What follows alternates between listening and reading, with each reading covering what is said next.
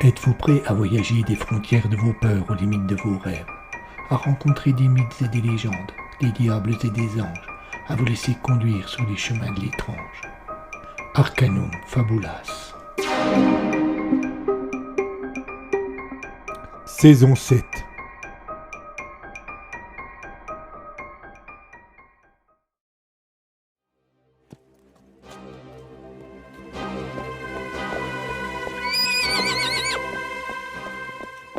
Ce village nous semblait la proie idéale. Quelques paysans égarés au milieu d'une forêt.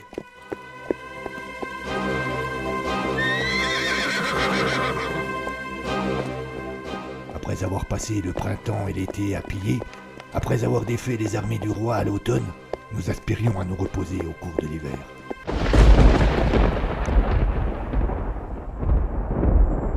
Mais ce village n'était pas un village ordinaire, et son secret va nous mener en enfer.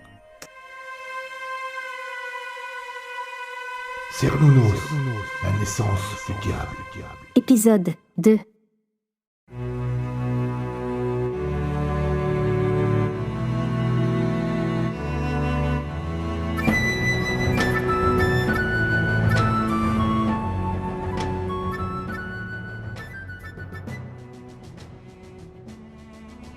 Pendant les 2 années qui suivirent, donc, nous allâmes là où nous pas nous quitter, toujours prêts à jouer de l'épée et à vivre selon nos règles. Mais nous n'étions pas seuls, et toutes ces compagnies qui épuisaient le pays finirent par lasser le roi qui décida qu'il était temps de mettre fin à la partie. Je ne sais jamais comment, mais Gaënor se tenait informé de toutes ces choses-là. Un matin, il convoqua ses 3 principaux lieutenants dont je faisais partie, et nous fit part de ses craintes. Le roi de France a levé une armée pour écraser des compagnies. Il en a confié le commandement en compte de la marche. Ils vont nous traquer, nous, et tous ceux qui vivent comme nous. Je sentis monter en moi une certaine inquiétude. Depuis le début de notre aventure, nous avions perdu une partie de nos hommes. Certains avaient été tués, d'autres étaient simplement partis vivre autre chose. Nous n'étions plus que 73, et bien peu pour résister à une hoste royale. Peut-être Dit Claudius, l'un des lieutenants. que nous devrions nous séparer quelque temps et quitter les lieux où nous avons commis nos méfaits pour se rendre en pays où personne ne nous connaît. Peut-être, Claudius. Répondit Thomas. Mais tu es bien placé pour savoir que nous n'avons pas été économes. Et de toutes nos attaques, il ne nous reste pas grand-chose. Nous vivons au jour le jour. Le second lieutenant de notre compagnie se nommait Harold. C'était un grand gaillard à la chevelure de feu et à la barbe abondante. Il ne devait sa place qu'à son courage et certainement pas à sa malice. Il se risqua toutefois à une proposition qui, comme à son habitude, ne s'embarrassait pas de subtilité. On n'a pas de raison d'avoir peur de l'armée du roi. Portons-nous à sa rencontre, battons-nous, montrons-leur ce que nous sommes. Je soupirai de dépit, et j'invitai le rouquin à ne pas nous faire perdre notre temps. Attends, Arthur. Intervint Gaënor. Ce que j'ai à proposer s'approche de l'idée de notre ami. Il désigna Harold d'un geste de la main. « De quoi parles-tu ? C'est ridicule !» répondai-je en laissant éclater ma surprise. « C'est vrai, Enchérit Claudius. nous n'avons aucune chance. Seuls, oui. Mais nous ne serons pas seuls. Gaënor savait fort bien que notre troupe ne serait pas de taille à lutter contre un simple détachement de l'armée royale. Mais il savait également que certaines compagnies, plus importantes que la nôtre, avaient-elles les moyens d'affronter le comte de la Marche. En Auvergne, il y a un certain Seguin de Badefol. Nous expliqua-t-il. On dit que sa troupe compte plusieurs milliers d'hommes et qu'il accepte le renfort. L'Auvergne, c'est loin. Fit remarquer Claudius. Le chemin sera périlleux.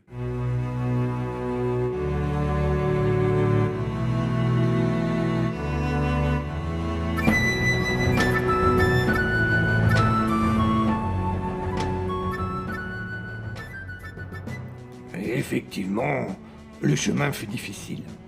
Mais fin mars 1362, nous avons rejoint la troupe de Seguin de Badefol.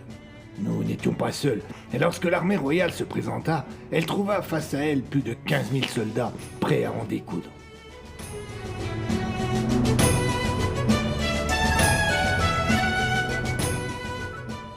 Au matin du 6 avril, tout près du village de Bringuet, au sud de Lyon, s'engagea un combat qui allait marquer l'histoire. Sûrs de leur fait, les soldats royaux étaient arrogants et imprudents. Ils pensaient peut-être qu'ils ne feraient qu'une bouchée de nous. Mal leur en prit, car rapidement nous avons pris le dessus, et notre victoire fut éclatante.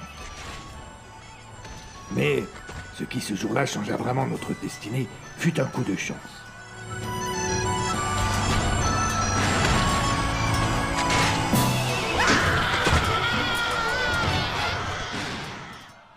Les combats faisaient rage depuis un moment déjà, et mes camarades et moi comptions pas le nombre de soldats que nous avions affrontés pour leur plus grand malheur.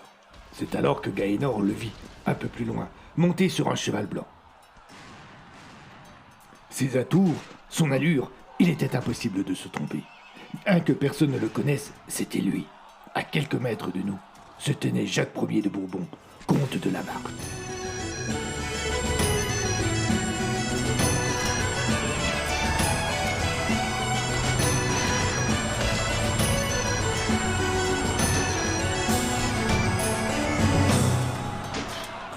Qu'est-ce qui traversa alors l'esprit de notre chef? Je n'en suis pas certain, mais il a su saisir l'opportunité.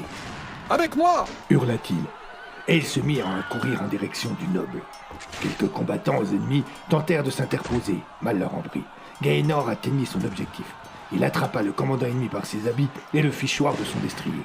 D'un coup d'épée, il lui ôta la vie.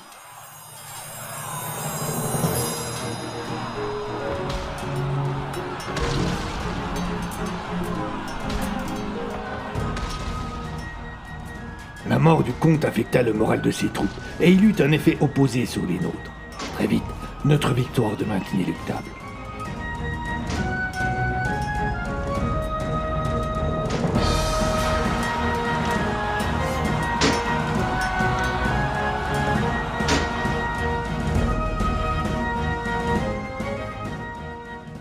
Le soir venu, lorsqu'il fut temps de célébrer notre réussite, Gaënor Thomas oublia ce qu'il devait à la chance et compta son action comme s'il se fût agi d'un geste purement héroïque.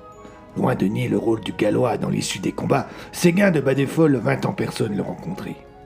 Alors, Lui dit-il, de ce que j'entends de ci de là, c'est à toi que nous devons en grande partie notre victoire. Non, permets-moi de rester modeste. Je n'ai fait que livrer bataille comme chacun d'entre nous ici, avec peut-être un peu plus de conviction et de réflexion. Ah oui? Comment cela? Oh, simplement, je savais qui chercher et qui frapper. Voilà tout. Je me souviens qu'à ce moment, Séguin fit une triste mine, ce qui était assez impressionnant car le gaillard n'était pas la moitié d'un colosse. Il boitait, certes, c'est ce qui lui avait valu son surnom de Chopin, mais il était surtout grand, musclé, et il inspirait presque autant de respect que notre Harold local, avec juste plus de lumière dans les yeux.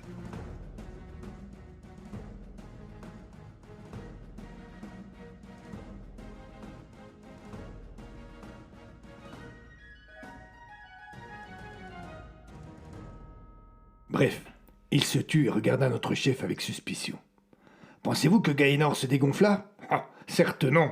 Il afficha son plus grand sourire et leva la tête bien haute pour montrer que personne ne devait remettre en cause ses propos. Séguin de Badefol fut-il dupe? Je ne saurais pas vous répondre. Mais d'un seul coup son visage s'éclaira et il éclata d'un rire guttural et sincère. Il frappa l'épaule de Gaënor. Alors toi, tu me plais vraiment. Sois le bienvenu parmi nous.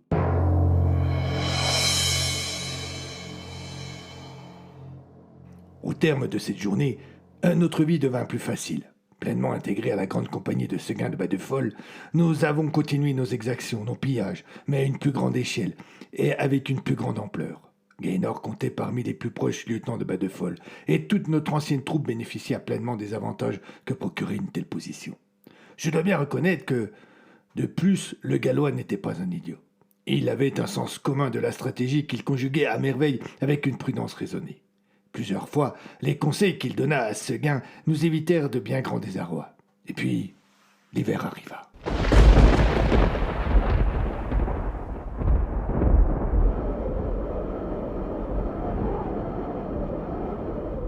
Décembre 1362 fut glacial. Sans aucun doute l'un des mois les plus froids qu'il m'a été donné de connaître. Le vent, la neige, la brume et la nuit s'alliaient chaque soir pour donner au jour suivant l'allure d'un apocalypse.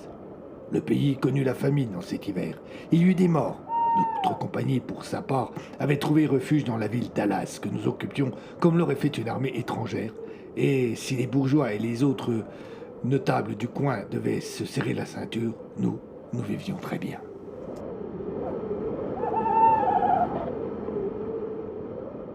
Pourtant, Il était évident que notre présence n'était pas du goût de tous, et on entendait dire, de ça de là, que le roi n'avait pas digéré la défaite cuisante qu'il avait subie au printemps. Nous devions d'être prudents, et ce gain de Badefol en était parfaitement conscient.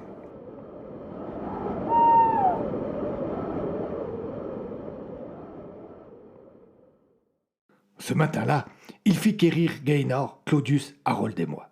De bonne heure, alors qu'une vague lumière grise pointait sur l'horizon, j'affrontai donc les épais flocons de neige pour rejoindre Séguin. À mon arrivée, le galop était déjà là et échangeait avec notre hôte. Je connaissais bien Thomas désormais, et ce que j'ai lu sur les expressions de son visage ne me rassurèrent guère. Bien, Fit Séguin. il n'en manque plus que 2. Installe-toi près du feu, mon ami. Dès que tout le monde sera là, je vous expliquerai tout. Je prenais la place sur un tabouret en bois posé à proximité d'une grande cheminée qui réchauffait et éclairait la pièce. Un nouveau regard en direction de Gaynor me confirmait mes craintes. Il était sans aucun doute déjà au courant, et il était inquiet. Claudius arriva quelques instants après, et Harold un peu plus tard. L'attente m'avait semblé longue, mais en fait, je ne serais pas en capacité de vous dire combien de temps elle avait duré. Parfait. Dit alors Séguin, qui s'installa en face de nous 4 et prit un air sérieux.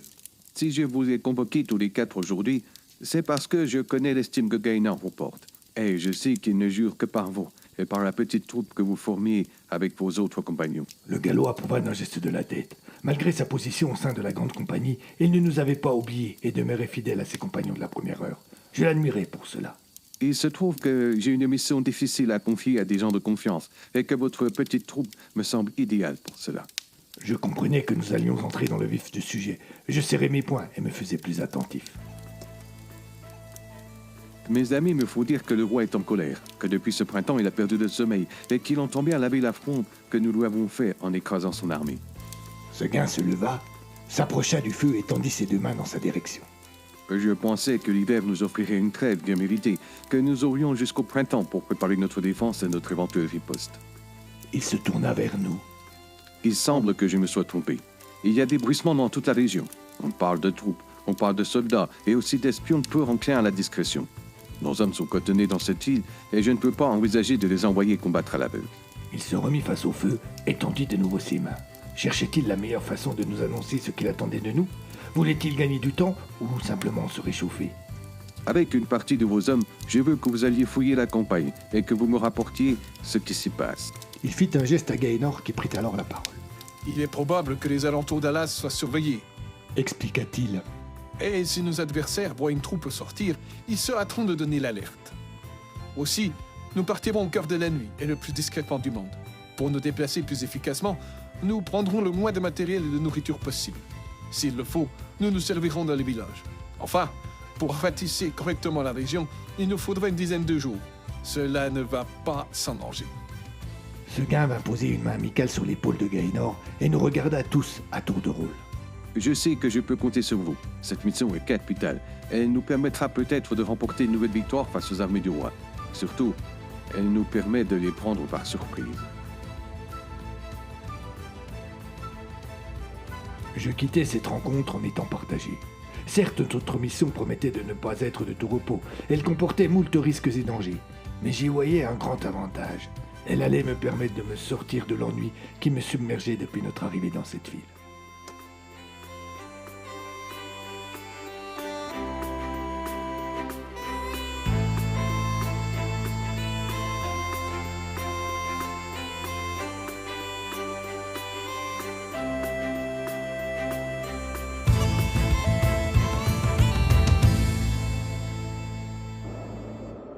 Cette nuit-là, le vent soufflait et faisait danser les épais flocons de neige que le ciel laissait s'échapper. Le froid était mordant et je resserrais ma cape autour de mes épaules pour tenter de lutter contre. Vers la porte nord de la ville, je rejoignis mes camarades. Nous étions tous ravis de nous retrouver là, même si nous savions pertinemment que le jour à venir allait être compliqué. Quelqu'un me mit la main sur l'épaule en me saluant. Alors, tu es prêt? Me demanda Claudius avec un large sourire. Plus que jamais, mon ami, plus que jamais. Je regardais autour de moi et je voyais que le gallois n'était pas là. Où est Gaynor? Demandai-je à Claudius. Il est monté sur les murailles pour voir ce qui se passe aux alentours. J'acquiesçai et continuai à échanger un peu avec lui jusqu'au retour de Thomas. Ce dernier nous prit à part avec Harold. Les sentinelles n'ont rien remarqué, mais je préfère que nous soyons prudents. Nous allons donc nous séparer en plusieurs petits groupes pour quitter la ville. Nous nous retrouverons vers le pont sur la rivière. Nous nous mîmes d'accord sur les derniers points du plan et nous nous séparâmes, chacun prenant la tête d'une dizaine d'hommes. Avec mon groupe, je fus le premier à quitter la ville. La campagne était obscure et la neige ne facilitait pas nos déplacements. À la sortie de la ville, après une petite plaine, se trouvait l'orée d'une forêt. Nous devions l'atteindre le plus vite possible pour espérer être à l'abri des éventuels guetteurs du roi. Et personne ne prononça le moindre mot tant que nous n'eûmes pas atteint les forêts. Avant de nous y enfoncer, je jetai un dernier regard en arrière. Je distinguais vaguement l'ombre des murailles d'Alas, mais je ne vis aucun autre signe de vie. Je priai intérieurement pour que notre sortie fût passée inaperçue, et je donnai l'ordre de reprendre la marche. Nous pénétrâmes plus avant sous les arbres, et aucun signe ne vint nous mettre en alerte. Petit à petit, l'atmosphère se détendit un peu, et il y eut quelques murmures et des rires retenus. Je crois qu'au fond, nous étions contents d'être là, sans nous douter un instant de ce qui nous attendait. La rivière ne fut pas difficile à trouver. Nous la suivîmes un moment pour atteindre le pont. C'était le seul point de passage sur plusieurs lieues à la ronde, et il me parut indispensable d'être le plus prudent possible. Aussi, à l'approche de notre objectif, je donnai l'ordre de rester discret. Au lieu de nous approcher du pont, nous prîmes place dans quelques bosquets et autres arbustes alentours. Certes, ce n'était guère accueillant, mais cela nous laissait le loisir de surveiller le pont sans être vus. Plus que l'inconfort, c'est le froid qui fut sans doute le plus pénible à supporter, et malheureusement, il promettait d'être notre compagnon jusqu'au bout du chemin.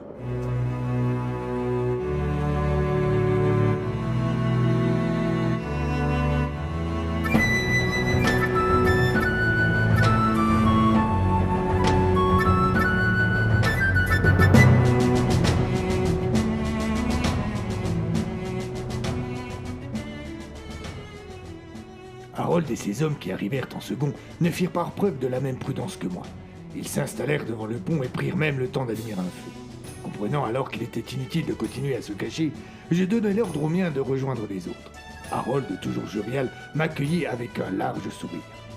Alors, mon vieil Arthur, tu t'es perdu en chemin? Non, nous sommes là depuis un moment, mais je préférais que l'on reste prudent. Prudent? Il regarda autour de lui avec un air surpris. Il fit mine de sonder l'obscurité et, fier de son trait d'humour, il enchérit. Prudent? Pourquoi? Qui serait assez cinglé pour venir dans une forêt comme celle-ci en pleine nuit, en plein hiver et sous des flocons de neige? J'avais toujours beaucoup apprécié Harold, mais parfois, souvent, son manque de perspicacité mettait mes nerfs à vive épreuve. Pas que les miens d'ailleurs, Claudius partageait mon point de vue. J'ai toujours trouvé en revanche que Gaënor faisait avec le rouquin preuve d'une patience des plus surprenantes. Lorsque Claudius et ses hommes arrivèrent à leur tour, j'ai remarqué de suite qu'il était surpris de nous voir exposer ainsi, mais il ne fit aucun commentaire. Ayant parfaitement compris ce qui s'était passé, il se contenta de m'adresser un regard entendu.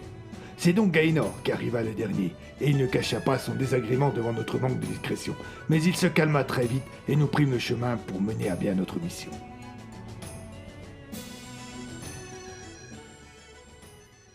Nous nous éloignâmes de la ville en restant à l'abri de la forêt. La nuit était très avancée lorsque Thomas ordonna que l'on installe le camp. Nous sommes assez éloignés d'Alas. Il est temps de nous reposer un peu. Les jours qui viennent seront intenses. Gaënor n'imaginait pas une seconde à quel point il avait raison. Au matin, bien que nous soyons encore pétris de fatigue par une nuit courte, froide et inconfortable, nous nous mîmes en marche à la recherche des agents du roi. Ce premier jour ne nous offrit qu'une campagne déserte et sauvage. Aucune trace de soldats, pas de village, et pour seul compagnon constant, la neige et le vent. Le deuxième jour fut plus généreux, et nous croisâmes des commerçants qui repartaient vers Lyon. Bien que dans un premier temps, ils furent inquiets de voir notre troupe, nous pûmes échanger avec eux, et les informations qu'ils nous donnèrent retinrent notre attention. Il y a beaucoup d'agitation un peu plus au nord. Nous avons croisé des soldats. Ils étaient nombreux. Une centaine d'hommes. Ils se présentent comme des soldats du roi. Nous demandâmes quelques précisions, et nous laissâmes partir nos informateurs. Nous avions désormais un nouvel objectif.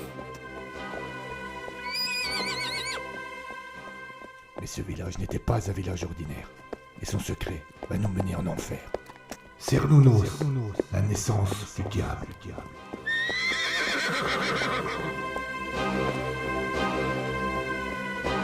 À suivre.